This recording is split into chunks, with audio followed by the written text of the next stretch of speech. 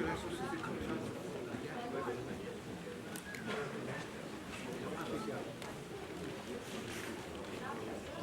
Politique de la société comme ça.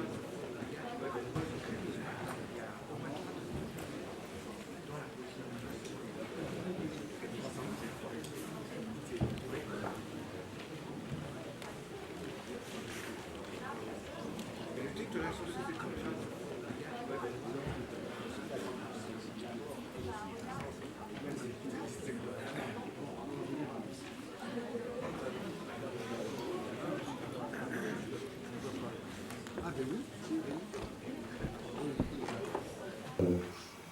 Ce film de Bernard Schroeter qui avait été présenté à Cannes en 2012-2003, je crois qu'il était présenté à la quinzaine des réalisateurs. Film évidemment, bon, que vous pouvez vous en douter, qui n'a pas rencontré, de toute façon il ne cherchait pas vraiment, un grand succès public. Les gens ne se sont pas précipités pour voir le film. Mais ce qui est évident quand on voit les films de Werner, c'est que quand même tous les acteurs, les plus grands noms, en tous les cas, disons de la profession, ont toujours non seulement accepté, mais désiré être dans un film de Werner Schroeter. Bon, ici, par exemple, Isabelle Huppert qui a travaillé plusieurs fois avec lui, bon, Bulogi, etc. Bref, Ariel Dombal. Être dans un film de Werner Schroeter, c'était quand même un peu une consécration. Maintenant, bien sûr, vous avez vu le film, je pense, la quasi-totalité pour la première fois, donc on refait la même question toujours. Ceux qui le voient pour la première fois, bon, c'est à peu près tout le monde. Ceux qui l'aviez déjà vu, alors là, oui, 5-6 personnes, c'est ça. Donc, ça confirme bien ce que je viens de vous dire. Alors, il y a là encore deux façons de faire. Bon, je peux commencer à parler, mais comme ce n'est pas du tout un film à expliquer, donc je ne vais pas vous l'expliquer. Ce n'est pas, comme vous avez pu le constater, ce n'est pas un film narratif, c'est un film, disons, évocatif.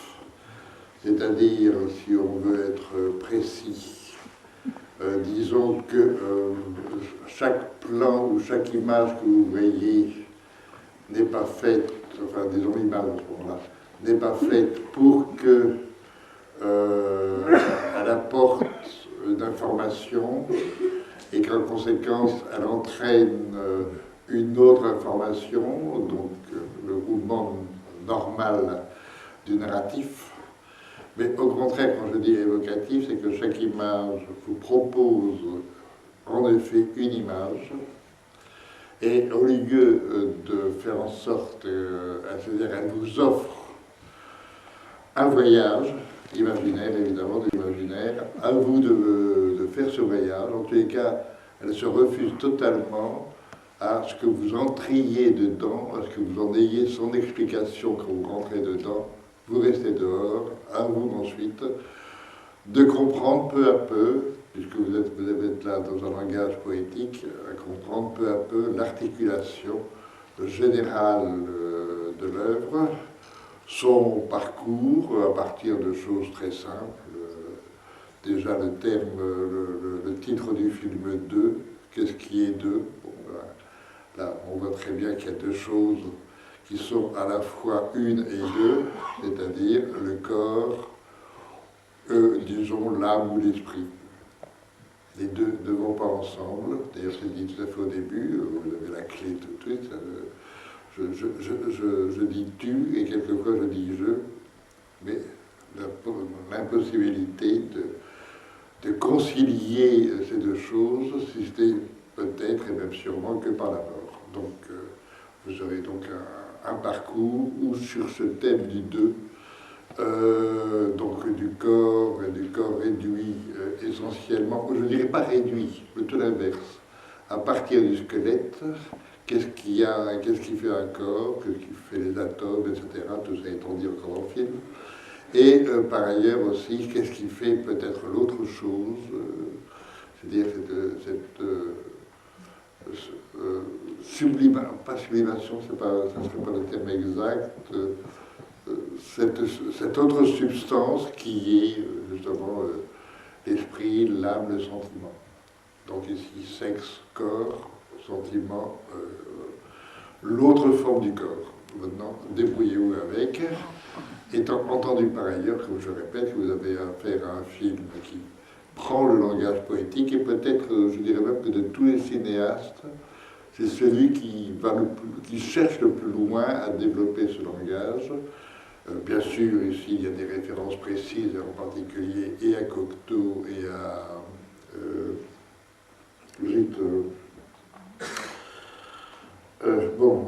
ça va aussi... ce cinéaste, Jean Genet.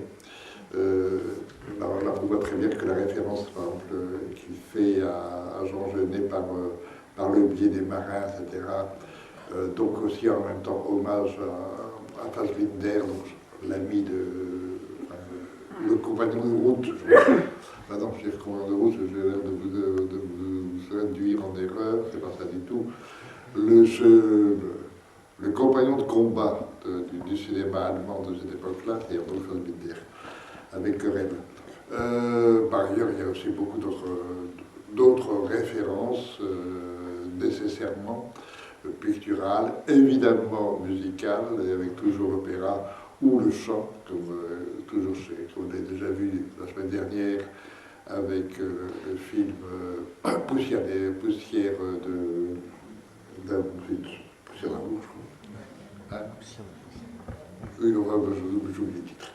Bon, ça c'est pas grave. Donc voilà, je vous propose déjà cette vision-là du film, qui d'ailleurs est la vision que vous avez eue, je signale. Enfin bon,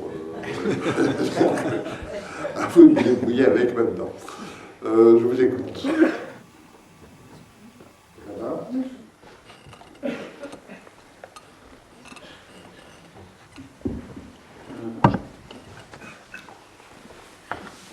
Oui. Alors, moi, je veux bien avoir eu cette vision du film, je veux bien le croire, mais je crois que j'en ai eu une autre. Allez-y, non, mais de toute façon, c'est ça l'intérêt des choses de voir des films comme ça. Donc, je vais partir de mes impressions. Il y a quelque chose de totalement fascinant, remarquable, impressionnant sur la cohérence de ce que je vais appeler d'un grand chaos. Alors, pour être un peu plus explicite, justement, vous parliez du titre 2. Moi, je veux aussi du 1. Alors, le 2, bien sûr, il y a tout un jeu de dédoublement de soi, de la réalité, du fantasme, de la mémoire. Mais le 1, c'est aussi ce qu'on peut appeler l'absentement du monde, mais qui n'est pas strict. Il y a un moment où le 2 et le 1 se rejoignent pour aller jusqu'à ce que vous appelez l'amour. C'est la fin du film. La phrase du père à du père, les autres ne comprendraient pas qu'il s'agit d'amour. Oui, mais alors le thème de l'amour étant évidemment très, très consubstantiel à l'œuvre aussi de Werner Froeter. C'est évident que c'est l'amour qui normalement unifie. Mais justement, tout le film est fait sur cette difficulté d'amour. Enfin, ça commence même là-dessus. Et ça commence justement sur des rapports de corps, d'autant plus manifeste que ce sont des rapports de corps de l'ordre de l'homosexualité, qu'ils soient masculins ou féminins. Donc des rapports de corps où on n'a pas l'idée de l'amour. D'ailleurs, c'est parfaitement dit, l'amour, ça dure, il ne faut pas dire que j'ai aimé toute la vie, mais j'ai aimé de 22h à 23h. Donc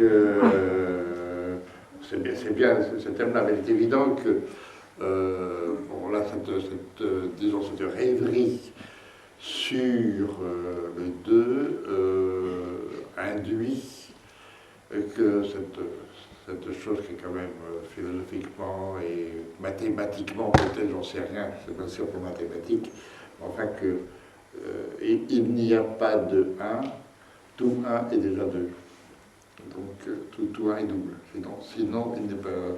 S'il n'est que 1, ben, il n'y a rien. ça veut dire rentrer dans ce type de discours, qui est d'ailleurs un type de discours d'ailleurs, à la fois philosophique et religieux aussi. C'est pas pour rien qu'on évoque les religions bouddhistes, où on a ne serait-ce que le yang et le yin, etc. Il y a tout ça. Et il est évident que Werner avait cette connaissance, cette conscience plutôt de ces rapports. Et ici, c'est un champ sur la difficulté d'arriver au 1. Est-ce que c'est possible? Tout le film laisse supposer que non, mais en même temps, le désir du 1, ça devient la raison même de la vie. Et aussi, à la fin, la raison même de la mort. C'est pour ça que le film est très riche de ce point de vue, et qu'il ne peut travailler que sur l'évocation des images immédiatement qu'on vous propose, qui doivent entraîner d'autres, qui doivent éveiller chez vous d'autres images. Et c'est ce mouvement-là, c'est pour ça que c'est un mouvement de cinéma magnifique, mais c'est un mouvement de cinéma contraire à la plupart du temps au mouvement normal du cinéma qui est récitatif, donc à ce moment-là, de succession. Ici, il n'y a rien qui se succède, il n'y a simplement que des images qui apparaissent et disparaissent. Après, bien sûr que dedans, il y a quand même, on ne peut pas quand même arriver à supprimer totalement le récit. Donc il y a un récit, mais c'est un récit, je dirais justement, je répète le terme d'évocation et d'évocation poétique sur le rapport au monde, le rapport à soi, le rapport à l'autre, etc. Alors en plus, en même temps aussi, des rapports, par exemple, par rapport à Bernard Schroeter. Il est évident que ici, le fait que l'héroïne s'appelle Magdalena, c'est pas gratuitement, et qu'à la fin, vous avez quand même une évocation directe de cette chanteuse comédienne, je ne dirais pas compagne, qui pourrait être prise dans un sens trop précis, mais qui a été la Magdalena, je vais dire son nom, donc c'est pas grave. Montezuma. Voilà, Montezuma, comment on le souffle, et qui a été dans la quasi-totalité des premières œuvres de Werner Schroeter, bon, qui est morte relativement très jeune, et que Werner Schroeter évoque ici tout à fait à la fin, lorsque Isabelle Huppert est habillée en noir, où elle chante, etc., où elle a tout à fait l'évocation ou la résurrection très rapide, évidemment, du personnage de Magdalena. Bon. Bien, je n'ai pas d'autres réactions. Je sais que ce n'est pas un film facile de ce point de vue. Attendez, alors il y a deux personnes. Où est-ce que vous êtes? Oui. Allez, j'espère que oui, allez-y, pardon, je vous parle. Si j'avais à expliquer un petit peu ce film, je commencerais par dire que la dualité, le double, étant d'une part la chose dont vous avez très bien parlé du jeu, c'est-à-dire un film poétique. Oui. C'est-à-dire que chaque image a une résonance et renversée à une autre résonance symphonique jusqu'à la fin du film. Là, on pourrait l'étudier en détail, elle doit parler dans 6 mois de ce travail poétique du film, sur le langage poétique qui est en soi valable. Il ne renvoie qu'à lui-même. Absolument. D'une part.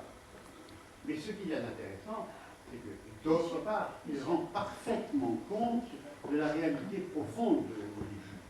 C'est un film aussi. Le micro, mettez le micro devant vous. Ah, c'est un film aussi qui a une valeur, j'ose dire, psychologique. Je ne parle pas de psychanalytique, bien sûr. La cruauté humaine. À la fin, c'est comme concentration et la manière de se dévorer, de s'entre-dévorer. Et c'est pour cela que la grande poétique allemande, je pense à Kleist, je pense à toutes ces dévorations qui sont dans la lecture allemande, se retrouve d'un côté sur un plan qui est une poésie extraordinaire, et qui de l'autre, et c'est ça le miracle du film, rendent compte des pulsions profondes de tous les êtres qui sont dans cette salle. C'est ce qui me plaît dans ce film. Et j'ajouterais, puisque j'avais la chance la semaine dernière d'être ici, que faisant partie de la poésie, évidemment, c'est l'opéra, mais que l'opéra prend ici brusquement une signification, c'est ces significations, je ne suis pas de l'esthétique. Je fais de l'opéra. Je n'ai pas compris. Je ne suis pas quoi, je n'ai pas compris là. C'est-à-dire que l'opéra n'est pas là pour être une belle citation d'opéra. L'opéra, c'est comme les allusions à Kleist ou à Shakespeare à la fin, nous disent, mais l'esthétique, quand elle est maniée par moi, je ne recule pas dans la beauté, mais quand elle est maniée par moi, créant un langage à moi, et un langage, entre guillemets, politique, peut rendre compte de la vérité de l'être. Et quand on dit deux, pour moi, avant tout, parce qu'après, il y a tellement de choses à dire, qu'on n'en finirait plus, mais avant tout, c'est ça, la vérité. C'est-à-dire, j'ai un langage, à la limite, qui paraît d'une beauté inaccessible, mais de l'autre, ne vous y trompez pas, cette beauté inaccessible, elle est en vous pour dire des choses effarantes. Parce que nous sommes tous comme le petit animal qui dévore. Il se retourne, nous nous entre-dévorons tous, jusqu'à la fin, elle s'entre-dévore pour être dans la mort. Enfin, c'est ce qui me plaît le plus. Après, dans le détail. Oui, ben ça fait partie, en effet, bon, vous avez raison, parce que ça fait partie de l'approche du film, et en effet, on est quand même, je dirais, le génie de Werner Schroeter. Dans sa génération, je répète, avec Fassbinder, c'est le réalisme allemand, Werner, c'est la poésie et la philosophie allemande. On ne peut pas faire, à mon avis, plus allemand que Werner, profondément. En même temps, avec tous les... un peu la même chose d'ailleurs, Fassbinder aussi, mais c'est différent. Bon, on n'est pas pour lui, avec quand même un recul, un humour qui est là aussi très allemand, c'est-à-dire le travail sur le deux, c'est-à-dire l'idée de beauté tout de suite, immédiate, et en même temps l'idée de dérision de cette beauté, avec en particulier l'acceptation, et c'est très différent, mais ça, Fassbinder le fait aussi, du côté kitsch, accepter le kitsch. Il rêve des plans qui sont archi-kitsch et qui passent, en fin de compte, comme si ils étaient magnifiques. Alors qu'il, bon, et ça Werner n'hésite jamais. Et en plus, il joue non seulement sur un plan lui-même ou une image qui est kitsch. Bon, je pense le moment où elle est entourée de fleurs, etc. Bon, on ne peut pas faire plus kitsch. Mais ça s'intègre tellement bien que ça devient en même temps très beau. Et en même temps aussi, dans le système du film, et il le fait de nombreuses fois, il y a dérision à l'intérieur même de l'image, de ce qu'on le représente, avec des personnages ne serait que par exemple la chanson réaliste à la française que chante Isabelle Huppert et qu'elle chante merveilleusement fou. Donc d'un seul coup, ça devient terrible, etc. Et plusieurs fois dans le film, il y a grimace, c'est-à-dire grotesque, si on veut parler allemand, dans le sens justement du grotesque des représentations du XIXe siècle, mais aussi de la peinture allemande du XVe, XVIe siècle. Il y a tout un esprit allemand qui est là, avec toute sa force, sa grandeur, et aussi son audace, parce que jamais un Français, c'est d'autant plus intéressant que le film est français quand même, et tout, puisqu'il y a des acteurs français, qu'on parle enfin, etc., même s'il est tourné au Portugal, tout ça pour des raisons de production, c'est tout à fait différent, mais, enfin une partie est tournée au Portugal, mais jamais un Français, même si vous prenez des gens comme Cocteau, etc., ou bien d'autres, n'oserait aller dans le côté, je dirais, grotesque, dérision, et en restant dans la dominante poétique, vraie. Et c'est ça qui est prodigieux, c'est cette espèce d'extraordinaire liberté à l'intérieur d'un système qui, normalement, devrait être au contraire très rigoureux, on ne doit surtout pas déborder, ou en tous les cas faire autre chose. Non, on est dans une liberté totale qui permet justement d'éclater. Et c'est pour ça que tout à l'heure je vous disais que on n'a pas à entrer dedans, mais constamment on offre, donc tout est possible, et toutes les exagérations sont acceptables. Non seulement sont acceptables, mais sont acceptées et finalement intégrées par le spectateur. Et moi, ce qui m'a étonné en voyant le film là maintenant, c'est qu'il n'y a pas eu un rire de grotesque, si vous voulez, de ricanement, si on veut, dans la salle. Alors que d'autres tâcheraient de travailler le même système, c'est pas sûr qu'il n'y aurait pas eu justement un dérapage comme ça, c'est-à-dire un déricanement. Là, c'est pas possible. D'un seul coup, on est dans un autre monde et la grande force de Schröter, c'était d'imposer son cinéma au spectateur et de l'entraîner dans ce cinéma-là. C'est un autre cinéma, et le spectateur l'accepte et le reçoit. Bon, je ne dis pas qu'il n'y a pas ici des spectateurs qui ne se sont pas ennuyés, mais l'ennui, je ne fais que le répéter. L'ennui, ça n'existe pas, ça se fabrique. Et donc, pourquoi a-t-on fabriqué l'ennui pourquoi ou alors pourquoi on ne le fabrique pas dans ce film?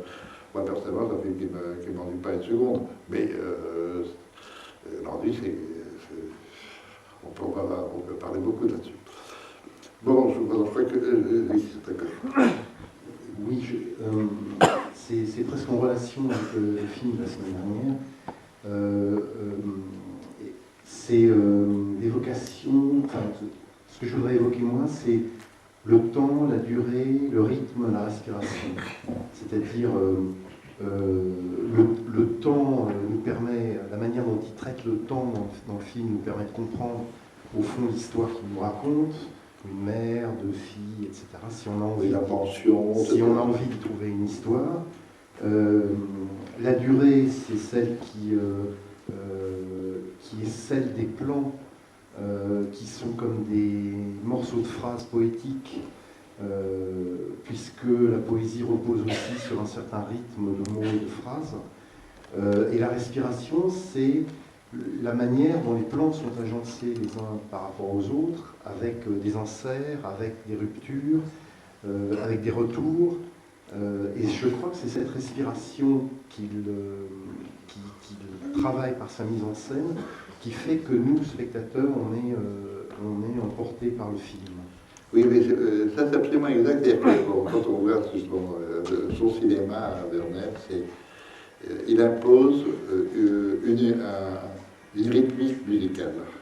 C'est-à-dire que si on prend le montage, on s'aperçoit que chaque plan a une durée qui n'est pas du tout individuelle, mais que cette durée est nécessaire dans on peut dire la coulée, si on veut, du film.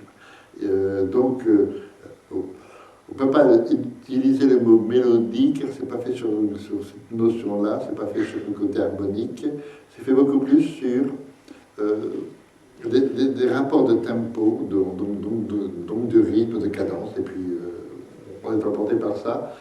C'est pour ça que les plans durent finalement pas très longtemps, il y a très peu de plans qui durent longtemps. Chaque plan a, et puis en plus, bon, chaque plan évidemment avec sa couleur, son éclairage,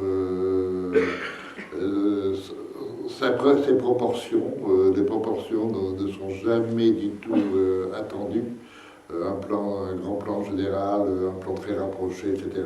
Il y a une sorte de conscience de l'artiste, du monde qu'il veut créer, du monde qu'il veut en tous les cas évoquer, contre ce thème, et il a ça en tête. C'est quelqu'un qui travaillait très peu, il travaillait comme le scénario, il ne faut pas exagérer, mais ensuite qui venait quasiment, une fois qu'il avait bien son idée dans son crâne, il arrivait sur un plateau et là il était complètement vierge et il réimprovisait. Et ça vraiment, c'est très sensible sur la façon justement dont il nourrit ses images, c'est-à-dire il va prendre à chaque fois, et ça c'est le propre principe d'un cinéaste, c'est d'avoir Ça va utiliser le décor et prendre le décor. On voit que lui, et d'un seul coup, il est allé quelque part, et il y a un décor qu'il a pris, ou quelque chose, comme mettons la statue du soldat de 14, rien que ça, ce chemin de fer avec bon, ou par exemple à un moment, tout un lieu quasi désertique, assez, très, très étrange. Enfin, on se rend compte qu'un lieu l'a frappé. Ça, la plupart des cinéastes font ça, donc on prend ça. Mais lui, il le prend. Mais à ce moment-là, il en fait quelque chose qui, là encore, qu'il intègre totalement à lui.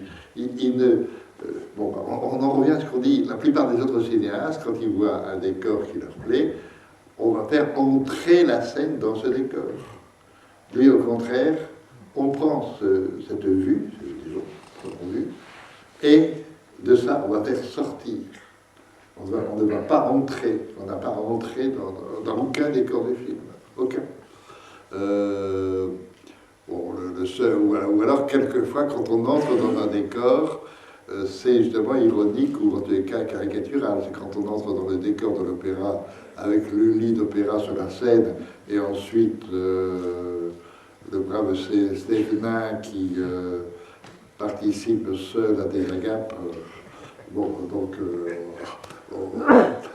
là, ça devient tout à fait. Justement, c'est un jour grotesque dans ce coup. Mais je pense que c'est cette façon de travailler le monde qu'il représente en faisant quelque chose qui, n'ayant plus de race, enfin, de réalité en soi, c'est quelque chose qui, à ce moment-là, peut totalement couler à l'intérieur de la pensée et de la poésie, même de l'œuvre. Enfin, c'est comme ça que je sens la chose. Je crois que quelqu'un d'autre voulait parler, je ne sais plus qui d'ailleurs. Ah ben voilà. Oui, je voulais en fait juste rajouter une chose. Attendez, oui, pardon, je m'excuse. Oui. Oui, sur la dualité, vous l'avez j'ai peur de me... Parlez bien dans le micro, je n'entends pas. Oui. Alors, voilà, je racontais le film comme ça, c'est-à-dire que en fait, le film il parle de la dualité, donc de la chose et de son contraire. C'est-à-dire qu'il y a une espèce de pulsation entre le juste et le faux, entre la souffrance et le plaisir. C'est-à-dire que l'image, quand on voit l'image et elle est tout de suite coupée, on ne va pas jusqu'au bout de l'image, de la scène, de l'histoire, on la coupe par un conflit, et donc du coup on ne laisse pas jouir de l'image. Et tout le film est construit comme ça, donc on parle de plaisir avorté, et cette dualité du film, je pense que ça représente bien le titre de oui, mais cette dualité, quand même, c'est qu'elle est impossible à unifier. C'est ça si vous voulez qu'il y ait quand même un drame dans ce film, et toute œuvre, même si elle n'est pas narrative, toute œuvre poétique et évocatrice se doit de raconter un drame ou une comédie si on veut, mais enfin ici on est plutôt dans le drame, c'est qu'on ne peut pas arriver au 1, il y a quelque chose qui permet d'arriver au 1, véritablement, c'est la mort. En dehors de la mort, vraiment.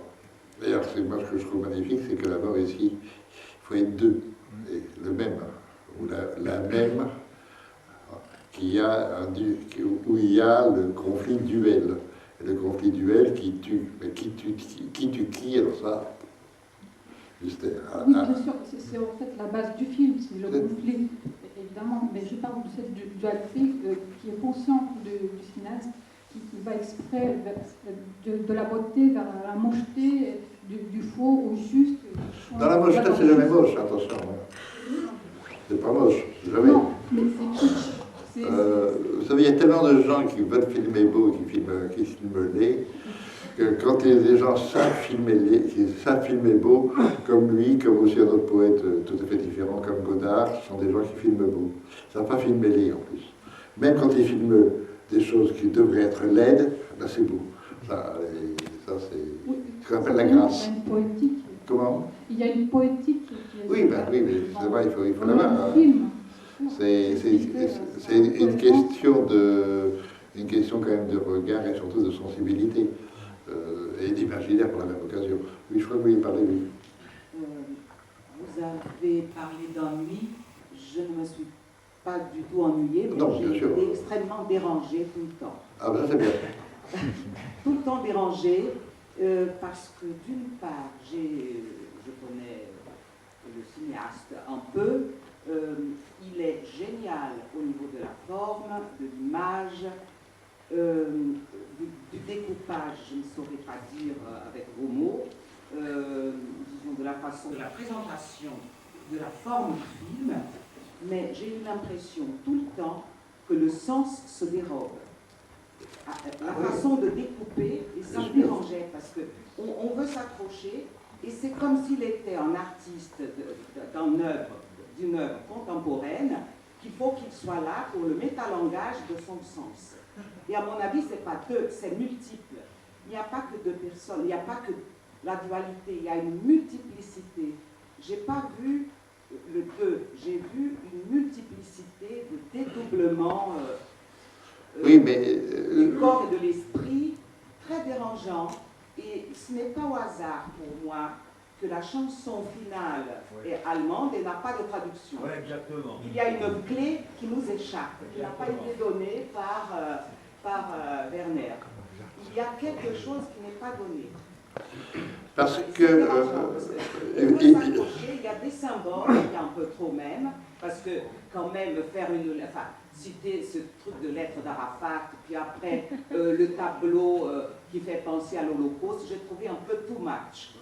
Mais on encaisse au profit de cette forme, de ce découpage, de cette richesse. Mais quand même, il nous vole quelque chose, et c'est ça qui dérange. moi je trouve pas. Enfin bon, ça, ce que vous dites ne me dérange pas, mais ça me plaît bien parce que c'est un peu. Vous dites on n'accroche pas. Non, quand on va accrocher, quand on Oui, pense justement. qu'il y a un sens, il se dérobe, ce sens, Oui. exprès. Ben, c'est bien ce que je vous dis, on n'accroche pas, c'est ce que vous avez dit aussi. Au moment où on décroche, ben, on décroche parce que tout simplement, il ne veut pas qu'on entre dedans. Voilà. Au contraire, il faut toujours rester. Et quand vous parlez justement, bon, là, Werner est aussi quand même, il a fait partie comme Fassbinder, c'est quand même des gens qui aussi ont eu un parcours politique quand même assez engagé, en particulier dans les années 70. Enfin bon, si Schroeter n'a pas été aussi violent que Fassbinder sur le nazisme, comme une sorte de volonté d'injurier les parents qui ont accepté le nazisme, qui ont fait le nazisme. Et quand même, de ce point de vue-là, Fassbinder, c'est quand même le grand cinéaste anti-nazi. Werner, lui, a toujours été quand même très, très, très engagé sur le plan de l'affaire sociale et politique. Et là, mais déjà de toute façon, quand même moins, par exemple, que Godard, qui lui est beaucoup plus violent. Alors quand il fait Arafat et qu'il dit surtout pas de violence, etc., et immédiatement après, ce magnifique plan de Pélogier qui dit toute femme, enfin, la violence commence avec la naissance. Bon, donc, vous êtes bien gentil de vouloir jouer à la sainteté, et pas de violence, etc. C'est pas possible. La vie est faite de violence. Bon, alors, que ce soit après qu'on peut en discuter et qu'on puisse pas toujours accepter la violence, c'est autre chose. Mais en tous les cas, se boucher les yeux n'est pas la bonne formule. Mais ça vient à l'intérieur même du système du film, dire la pensée du film. Ce n'est pas du tout quelque chose, là encore, d'un seul coup d'extérieur sur lequel, attention, d'un seul coup, je dérive un peu, et maintenant, je passe un petit discours politique, et puis après, je reviens ailleurs, etc. Non, c'est dans le mouvement même que ça se fait. Et c'est pour ça que quand vous dites, on aurait voulu pas décrocher, enfin, on n'aurait pas voulu que ça décroche, il faut que ça décroche. Il faut que le mouvement général l'emporte, et qu'à l'intérieur, les choses, et beaucoup de choses, sensations, sensibilité, pensée, soient quand même enfin, exprimées et données au spectateur. À nous, et ça c'est très allemand. Donc là,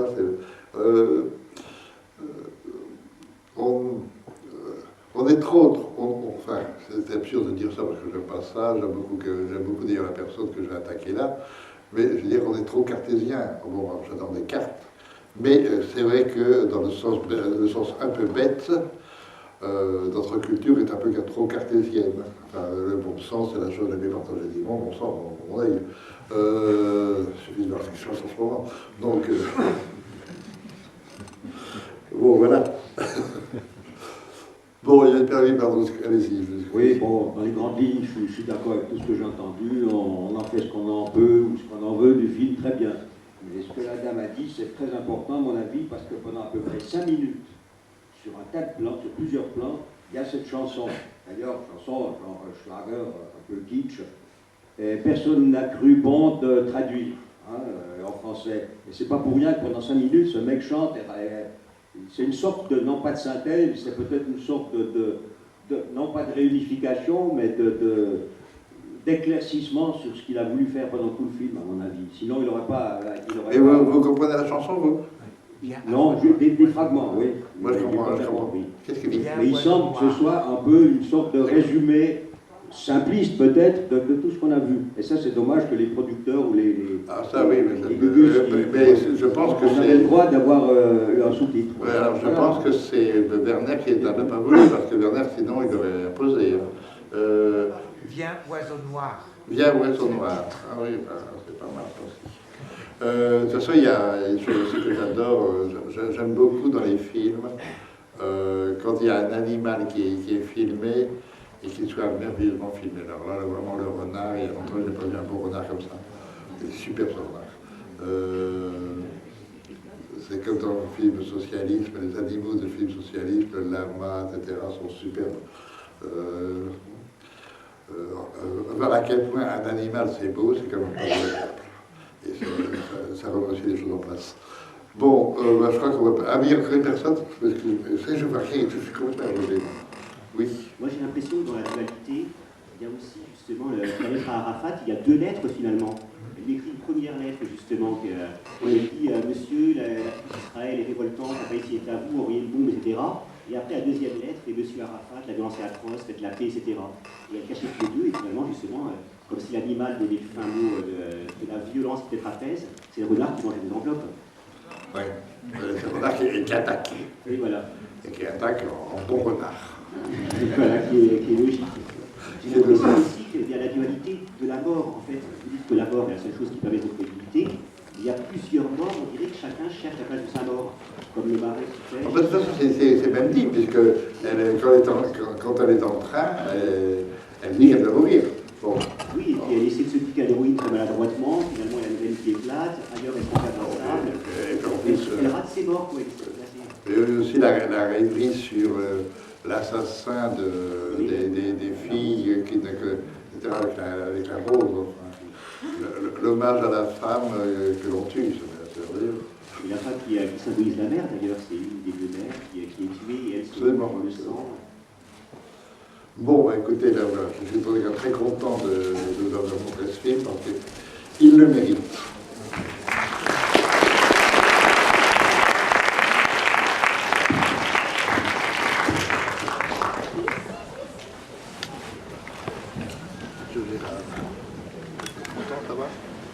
Impeccable. Le maquillage était parfait. Le maquillage était parfait, l'assise était totale. Vraiment.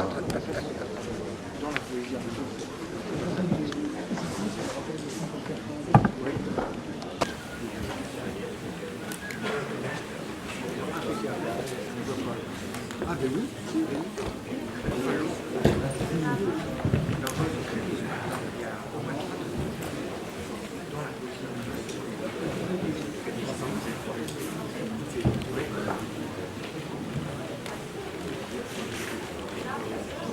l'éthique de la société comme ça.